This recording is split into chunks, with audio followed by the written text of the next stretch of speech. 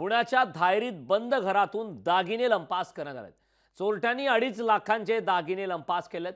चोरट्याविरोधात पोलिसात तक्रार दाखल करण्यात आली आहे।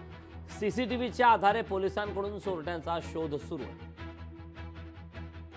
चोरट्यांनी 2.5 लाखांचे दागिने लंपास केले। बाबूराव शिंदे हे रिक्षा चालक आहेत।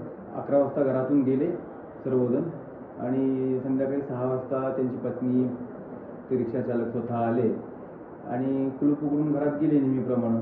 तर त्याच्या बायकोला घरातलं लाकडी कपाटात उघड असलेलं दिसलं। तर लॉकर उघडून बघितलं तर त्या लॉकरमध्ये एक 2-3 तोळ्याचे दागिने चोरी झालेले दिसले। त्यानंतर ते तक्रार द्यायला पोलीस स्टेशनला आल्यानंतर आम्ही टेक्निकल एव्हिडन्स वगैरे प्राप्त केला। एका इसमाने घरामध्ये प्रवेश करून ती चावीने कुलूप उघडून चोरी केल्याचं निष्पन्न झालेलं आहे। त्याप्रमाणे आम्ही गुन्हा दाखल केलेला आहे। 1-1.5 वर्ष झाले आम्ही चावी चप्पल स्टँडमध्ये ठेवत होतो।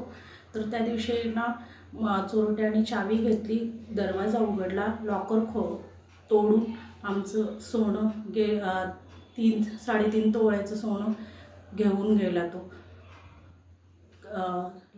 लॉकेट, चेन, अंगठ्या, गंठण एवढं सगळं काही आमचं घेऊन गेला। आमची एवढीशीच अपेक्षा आहे की आम्हाला आमचं सोनं लवकरात लवकर भेटावं, कारण आम्ही इतक्या कष्टाने हे केलेलं आहे ना।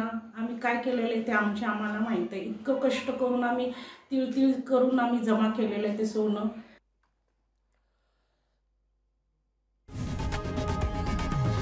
लोकशाही मराठी ऐका, पहा, जागरूक रहा।